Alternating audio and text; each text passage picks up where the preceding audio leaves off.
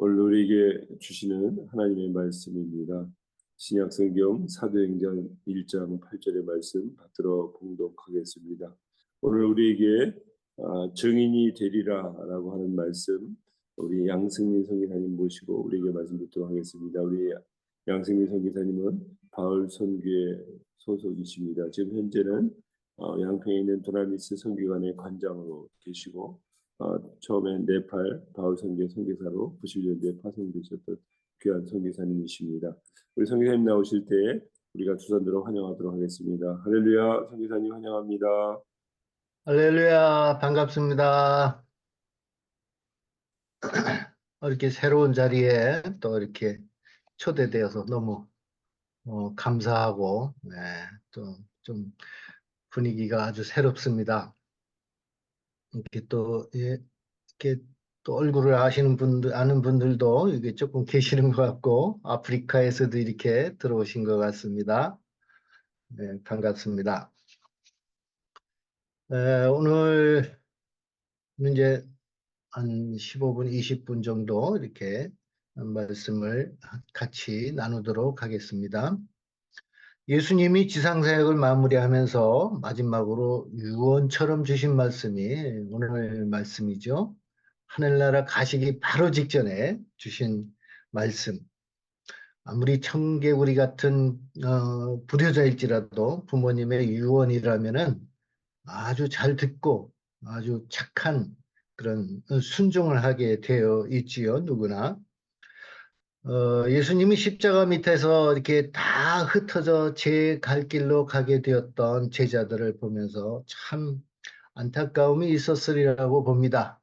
그래서 베드로를 바라보는 그 지긋한 눈길, 배반하고 부인하는 그 베드로를 바라봤던 그 예수님의 눈길, 눈에 선하게 이렇게 다가옵니다.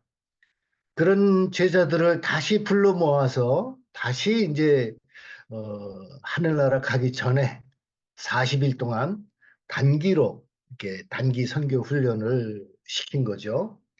이게 마지막 날 이제 하늘나라 가시기 바로 직전에 이제 파송식 같은 요즘 말로 말하면 파송식을 하는 거죠. 이제 제자들을 보내야 되는데 그 과정에 이제 마지막으로 보내는 과정에서 아주 축복의 말씀, 꽃다발을 선사해야 되는데 그것이 아니라 예수님은 보통 사람으로서는 상상도 하지 못할 말씀과 또 능력들을 제자들에게 주시면서 너희는 다른 거 다 버리고 나의 제자가 되라. 그런 말씀으로 이렇게 마지막 유언의 말씀을 우리에게 주셨습니다.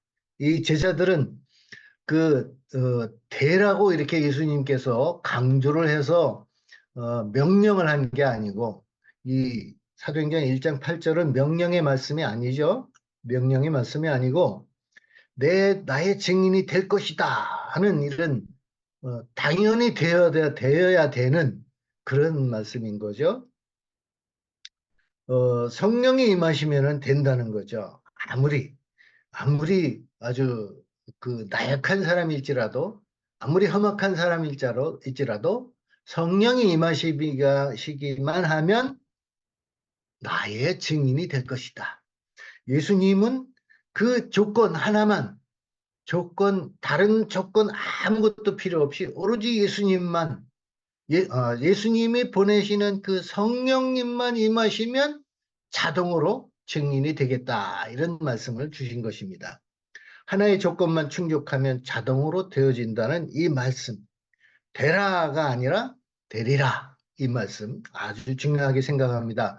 그래서 저는 사도행전 1장 8절은 어떤 사람은 이게 마지막 명령이라고 생각하지만은 저는 명령이 아닌 예수님의 축복의 말씀이다. 그렇게 생각을 하게 됩니다. 뭐 하면 뭐가 된다. 이런 거죠.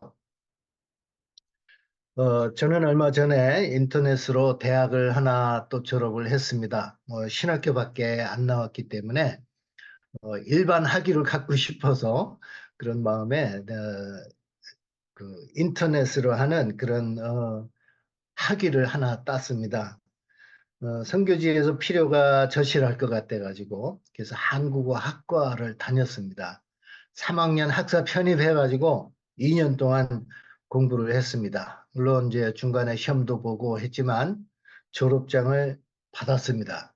그래서 문학사 학사가 돼서 일반 대학의 학사가 됐습니다. 저는 얼마나 뿌듯한지 모릅니다. 그래서 일반 대학 나온 사람하고도 당당하게, 나도 일반 학과 학위가 있다. 이렇게 말할 수 있는 그런 위치가 되었습니다. 졸업장을 받으니까 자동으로 되는 게 뭐냐면 한국어 교사 자격증이 나오더라고요.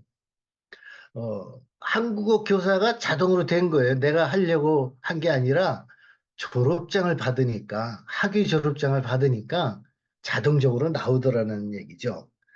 물론 이제 시험도 보고 또 여러 가지 뭐죠? 실습도 하고 뭐 이렇게 여러 가지 과정이 있지만은 그 다 거쳐서 졸업장을 딱 받으니까 동시에 자격증이 딱 나오더라는 얘기. 얼마나 기분이 좋은지요.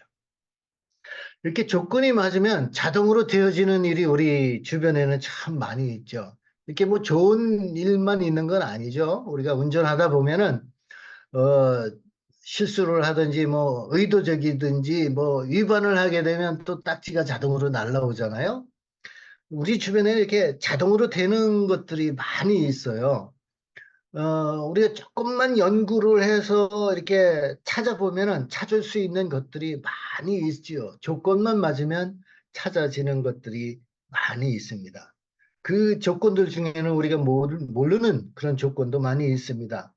물론 조건을 초월하는 결과도 우리 가운데는 많이 있습니다. 하나님의 주권이고 섭리 가운데 그런 것들이 많이 있지만 그것들을 빼고라도 많은 조건들이 있는데 그 조건을 맞추면 자동으로 되는 거죠.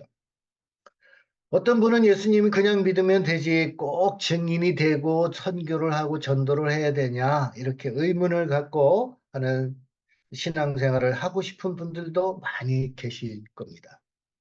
증인이란 말은 우리가 아는 대로 법정 용어잖아요. 확실한 증거에 의해서 사실대로 말해야 하는 것이 증인입니다. 그것이 증거고. 예수님이 그리스도라고, 예수님이 하나님이라고, 예수님이 나의 주님이라고, 이 천지간의 모든 만물의 주인이 예수님이라고 증언하는 것. 그것이 우리의 사명이고, 우리가 자동으로 되어진 우리의 신분이죠.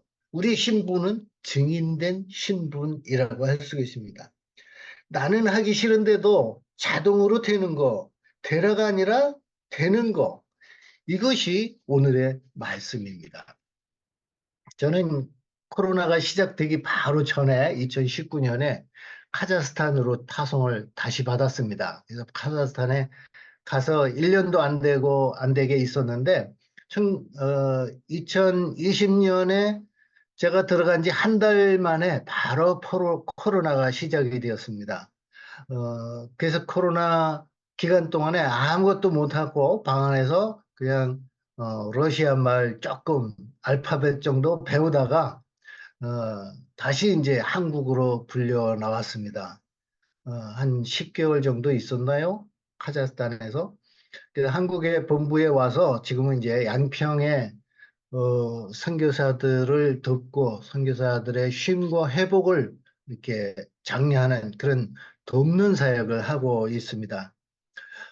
카자흐스탄에 가서 얼마 있지 않았지만은 카자흐스탄에 가서 보니까 이 중앙아시아에는 우리가 알지 못하는 기독교 유족들이 많이 있더라고요.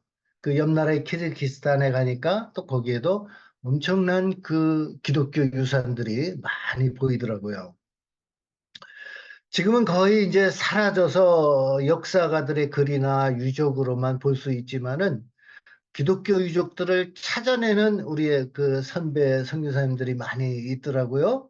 그래서 그 안에서 기독교가 어떻게 그 땅을 거쳐갔는지, 그 땅을 거쳐서 어떻게 한국까지 왔었는지 이렇게 많은 분들이 연구를 하고 또 이렇게 찾아 놓은 것들을 많이 보게 되었습니다. 기독교에 그 세 가지가 있다고 그러죠. 카톨릭이 있고, 우리 개신교가 있고, 또 동방정교회가 있고. 근데 그 중에 또 다른 동방교회라는 이 제4의 기독교, 네 번째 기독교가 이 동방교회라는 것이 있더라고요. 이 한국까지 넘어왔던, 일본까지 넘어갔던 그 동방교회의 그 흔적을 보면서 정말 그 많은 핍박을 받으면서도 복음을 전하기 위해서 그 증인이 되기 위해서 그렇게 목숨을 바쳤던 그 우리들의 선배들의 그 업적을 살펴볼 수가 있었습니다. 그런데 지금은 흔적이 아무것도 없잖아요. 이제 새롭게 다시 선교사들이 들어가서 우리 한국 선교사들이 카자흐스탄에도 많이 들어오셨더라고요. 중국에서 이렇게 비자발적으로 이렇게 추방되신 분들이 많이 있고, 인도에서 오신 분들도 있고, 새로 가신 분들도 있고, 또 은퇴하신 분들이 실버 선교사로 이렇게 나가신 분들도 많이 있고, 이렇게 새롭게 선교사들이 다 들어갔는데 선교 역사가 얼마 안 되는 거죠. 몇십 년 안 되는 거죠. 2, 30년밖에 안 되더라고요. 근데 그 이전에 많은 선교 유적이 있는데 유적으로만 있지 선교의 내려오는 대대로 내려오는 그 선교의 맥이 끊어져 버린 것이. 그게 새롭게 선교가 시작된. 그렇게 맥이 끊어진 선교를 하면서도 왜 그 사람들은 그 선배들은 그곳에서 죽음을 당하고 순교를 당하고 이렇게 그 땅에서 사라져가야 했을까 많이 생각해 보게 됩니다. 초대교회 성도들은 누구나 다 그랬듯이 십자가를 자랑스럽게 생각하고 이 땅의 명예보다도 이 땅에서 누릴 수 있는 그 행복보다도 그 부유함이나 그런 명예보다도 더 십자가를 사랑하고 십자가에 죽는 것을 더 명예롭게 생각하는 그런 제자들이었잖아요. 그런 초대교회 성도들이었잖아요. 그래서 무덤 속에 숨어서 살면서 십자가에 거꾸로 매달려 죽고 칼에 목베임을 받아서 죽고 불에 태워서 죽고 그것이 증인의 삶인 것 같습니다. 오늘날 그 사실을 우리가 알고 정말 증인이 됐는지 저부터도 의심이 됩니다. 의문이 들어요. 내가 정말 그것을 바라보고 십자가의 영성을 바라보고 증인이 되었나? 하나님을 믿게 되었나? 증인을 다른 말로 말하면 선교사라고 그러기도 하잖아요. 순교자라고도 하기도 하고 내가 예수 믿는 순간 성령님께서 나를 예수 믿게 했는데 성경을 아무리 많이 봐도 예수님을 발견하지 못하는 사람들도 있잖아요. 어떤 사람들은 성경을 백독을 하면은 하나님이 보인다고 그렇게 말을 하기도 합니다. 그런데 성경을 아무리 읽어도 예수님을 발견하지 못하는 사람들이 얼마나 많은지 몰라요. 신학 박사들 중에서도 예수님 안 믿는 사람들이 있다고 하지 않습니까? 그렇게 예수님은 믿기가 어려운데, 그런데 저는 성경 한 번도 안 읽었는데 예수님을 믿게 되었단 말이에요. 고등학교 1학년 때 예수님을 믿었습니다. 어, 그것은 정말 내가 감당할 수 없는 예수님이었고, 주님이었고, 하나님이었습니다. 그 예수님을 내가 어떻게 믿게 되었느냐. 나중에 알고 보니까 성령님이 믿게 하셨다는 얘기죠. 성령님 때문에 내가 하나님을 알게 되고 예수님을 믿게 되었다는 것이죠. 그 성령이 임하신 것이죠. 그러면 나는 자동으로 증인이 된 것입니다. 그때부터 이미 선교사가 돼버린 것이죠. 내가 되고 싶어서 된 게 아니라 돼버린 것이란 말이죠. 우리가 선교 훈련을 받고 선교사로 지원을 해서 선교사 되는 일반적인 그런 과정이 있습니다. 그러나 그 과정도 중요하지만 그 과정이 조건이 된다는 거죠, 우리에게는. 그래서 그 조건에 맞기 때문에 내가 선교사가 되어버린 것이죠. 저는 이제 선교사 훈련을 받고 이제 선교사로 출발할 때 네팔로 갔습니다. 아까 소개해 주신 대로 네팔에 갔는데 네팔은 제가 가고 싶어서 간 게 아니라는 얘기죠.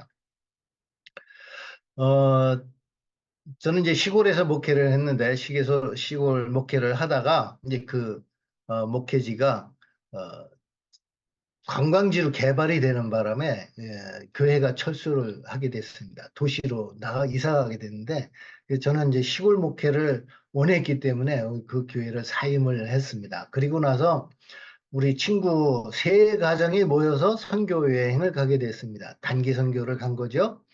그때는 뭔 모르고 단기 선교가 뭔지도 모르고 그냥 이렇게 1990년도에 이렇게 동남아 한 5개 나라를 다녔습니다. 말레이시아와 인도네시아, 싱가포르, 또 태국, 그다음에 방글라데시까지 갔습니다.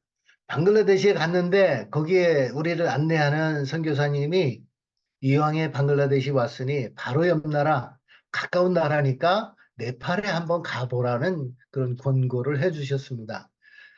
그래서 얼떨결에 가게 된 네팔이었습니다. 근데 네팔에 가보니까 정말 거기는 사람 살 곳이 못 되는 것 같아요. 이렇게 말하면 거기 계신 선교사님들을 좀 모욕하는 말이 될지 모르겠지만은 네팔에 처음 그때 가보니까 이거는 나라가 아닌 것 같았어요. 정말 도로 한가운데에 소들이 있고 제일 큰 수도의 중앙시장을 새벽에 갔는데 그 새벽 시장에 한 군데 그 사람들이 쫙 둘러앉아서 쓰레기저 더미 그 둘레에 앉아서 거기서 뭐 하나 보니까 사람들이 거기서 용변을 보고 있더라고요. 새벽 용변을 중앙시장 가운데 그 중앙시장의 중앙에 있는 쓰레기 더미에 땡 둘러앉아서 용변을 보고 있더라고요. 나중에 알고 보니까 네팔에는 힌두교 그 정신에 의해서 그 신앙에 의해서 집에다 화장실을 안 만든답니다. 용변을 보면은 그게 부정탄다는 거예요. 그래서 부정타는 그 용변을 집안에다 둘 수 없다는 것이죠. 그래서 집안에는 화장실이 없어요. 요새는 도시에는 다 있지만 지금도 시골 가면은 집안에 화장실이 없습니다. 물론 수세식이 없고. 그래서 밖에도 없어요. 그 부정타는 곳이기 때문에. 그래서 집 주변에 이렇게 돌아가면서 용변을 봅니다. 새벽마다. 그러니까 중앙시장 한가운데에 그게 있는 거예요. 쓰레기 더미 그 용변을 보면은 그렇다고 해서 그렇게 지저분하게 보이는 것도 아니고 조금 지나면은요, 개들이 와서 그 용변을 다 설거지를 합니다. 어, 거기 네팔에 있는 힌두교의 개들은 신이잖아요. 모든 동물들이 다 신인데 개는 특별히 이 저승 문직이랍니다. 저승을 가려면 그 개가 지키고 있기 때문에 그 개를 잘 섬겨야 된대요. 이게 그러니까 개들을 그냥 방목을 하는 거예요. 그냥 자기들이 알아서 먹고 살아야 되는 것이죠. 불쌍하죠. 한국은 다 이렇게 먹여주고 재워주고 다 하는데 불쌍한 이 개들이 와서 그것을 다 설거지를 하니까 동네가 그렇게 뭐 많이 지저분하지는 않은 것 같아요. 하여튼 그렇게 너무 충격을 받았습니다. 아침에 새벽에 그냥 신선한 과일이나 물건을 사러 갔는데 그런 광경을 보고 야, 이건 아닌 것 같다. 그렇게 생각을 하고 90년이기 때문에 그때 이 왕이 항복을 해가지고 민주화를 선언을 했답니다. 막 아주 민주화 데모가 많이 일어나가지고 그런 네팔에 아주 혼란한 데모가 막 끝난 그 시점에 저희가 들어갔거든요. 그러니까 그 땅은 어, 뭐 도저히 구제할 수 없는 그런 구제불능 상태인 그런 땅이었던 것 같아요. 그 힌두교 신들이 모든 사물이 다 신인 거예요. 살아있는 것이나 죽은 것이나 돌이나 나무나 조금이라도 이상하게 생겼으면은 다 신으로 섬기는 거예요. 심지어 사람들도 다 신인 거예요. 그래서 사람들한테 인사할 때 합장을 하고 나마스테 하고 인사하는데 이 나마스테라는 말이 당신 속에 있는 신에게 경배를 드립니다 하는 이런 말이래요. 나마스테 하고 인사를 합니다. 예수 믿는 사람들은 그래서 나마스테를 안 하고 자이모시라고 인사를 합니다. 이 자이모시는 또 예수님이 승리하신다는 그런 뜻이에요. 그래서 네팔을 가기 싫었는데 저는 이제 선교사 시험을 이제 보면서 그 영어 시험도 보고 여러 가지 시험 보지만 영어는 거의 뭐 빵점 수준이고 이사님들이 이제 제일 마지막에 인터뷰를 하는데 선교지를 어디로 생각하고 있습니까? 하고 물어보는 거예요. 근데 저는 전혀 생각하지 못하고 있었습니다. 만약에 내가 선교를 간다면은 태국이나 아니면은 인도네시아, 말레이시아, 이런 나라가 너무 좋은 것 같아요. 가보니까. 싱가폴도 아주 좋은 나라였어요. 해외 처음 나가니까 뭐 아주 그냥 눈이 뒤집힐 정도로 그렇게 좋은 과일도 풍성하고 말이죠. 그런 나라로 가고 싶었어요. 그렇게 기대를 하고 싱가포르를 말할까, 태국을 말할까, 그러고 이제 갔었는데 막상 그런 질문을 받으니까 제 마음속에서 네팔이요 하고 이렇게 갑자기 대답이 나오더라고요. 나도 모르게. 네팔이 내 마음속에 계속 있었나 봐요. 신경 쓰이게 그냥 아주 네팔은 가지 말아야지 하고 있었는데 네팔이요 하고 답을 해버렸어요. 근데 그걸 번복하면은 또 이렇게 떨어질 것 같아가지고 번복도 못하고 그냥 울며 겨자 먹기로 네팔로 정하고 그렇게 이제 선교 훈련을 받았습니다. 선교 훈련을 10개월이 넘도록 한 16개월 정도 이렇게 받으면서 어, 선교 계획을 세우라고 그래서 이렇게 막 세우는데 정말 네팔이 나한테 맞는 것 같기도 해요. 그래서 정말 이제 자신 있게 하고 갔습니다. 무사히 훈련을 마치고 네팔에 들어가서 보니까 몇 가지 저에게 맞는 조건이 딱 맞더라고요. 일단 이제 제가 영어가 안 되잖아요. 영어 배우는 환경이 안 됐습니다. 저는 고등학교 졸업하고 바로 군대를 갔기 때문에 하사관으로 근무를 했어요. 그래서 한 5년 동안 6년 동안 이제 군대 생활을 하면서 뭐, 공부하고는 담을 쌓은 그런 상태였죠. 제대하고 나서 이제 신학교를 바로 갔잖아요. 신학교에서 뭐 영어 그렇게 많이 안 가르치니까. 영어에 아주 그냥 철벽인데 그런, 시원찮은 영어 때문에 고민을 많이 했는데, 네팔 가니까 영어를 안 해도 되더라고요.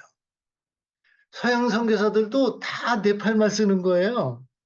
근데 제가 네팔말을 배워보니까 영어보다 훨씬 쉬운 거예요.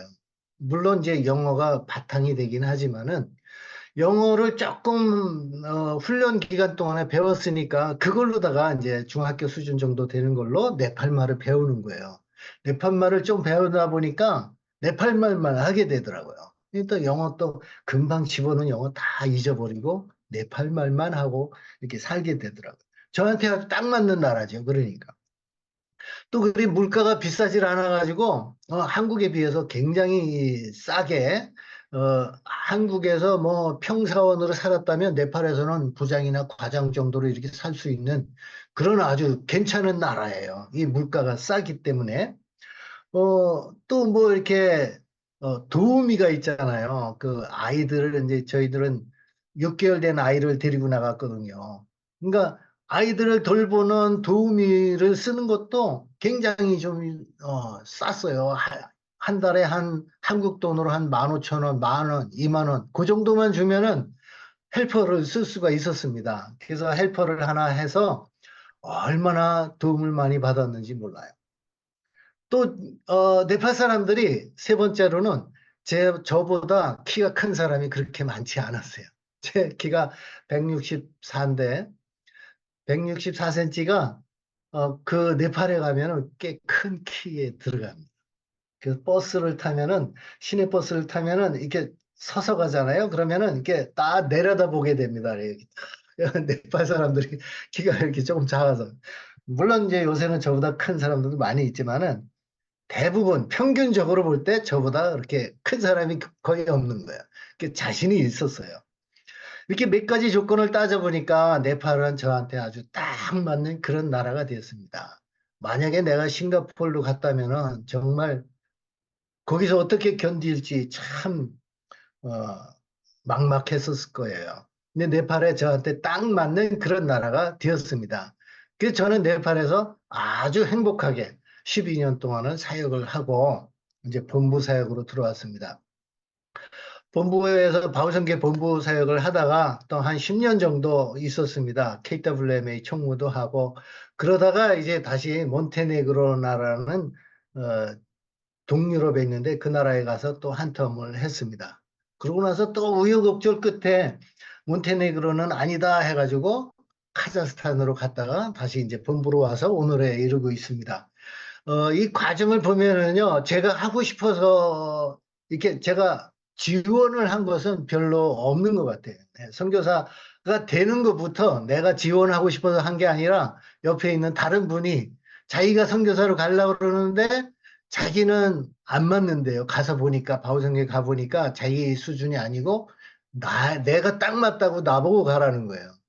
그래서 얼떨결에 바울선교 지원을 하게 됐는데 그분하고 이제 같이 선교사로 지원을 하게 돼 있지만은 하여튼 제가 원해서 한 일이 별로 없는 것 같아요. 이렇게 조건이 되다 보니까 내가 이제 여기까지 오게 된 거죠.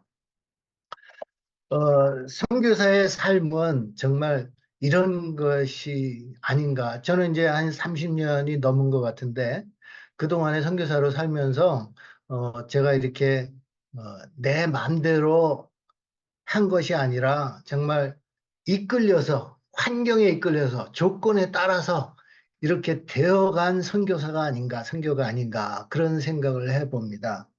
성령님이 임하시는 그 순간부터 자연스럽게 되어지는 사역, 그것이 선교가 아닌가 생각이 되어집니다. 내가 하려고 용을 쓰고 열심히 하려고 그렇게 하면은 별로 도움이 안 되는 것 같아요. 신경질만 나고 승질만 더 이렇게 나빠지고, 욕심만 생기고, 주변에 명예만 생기고, 내가 뭔가 해야 되는데 하는 그런, 명예욕, 이런 욕심만 생기고, 정말 예수님처럼, 바울처럼, 남을 위해서 산 것처럼, 내가 하는 것이 아니라, 예수님이 성령님을 통해서 직접 하시도록 하는 것. 그것이 우리의 삶이 돼야 되겠다. 이런 생각에서 오늘 이렇게 증인이 되는 삶, 증인이 내가 되고 싶은 게 아니라 자연스럽게 되어지는 그런 삶, 그런 삶을 우리가 살면은 얼마나 좋을까 하는 말씀에 오늘 이 증인이 되리라라는 말씀을 함께 이렇게 생각해 봤습니다. 세상이 주는 화렴이 아닌 예수님이 주시는 그 십자가의 영성을 우리가 회복하고 십자가로 말미암아 되어지는 선교사의 삶, 우리 함께 누릴 수 있기를 바랍니다. 네, 감사합니다.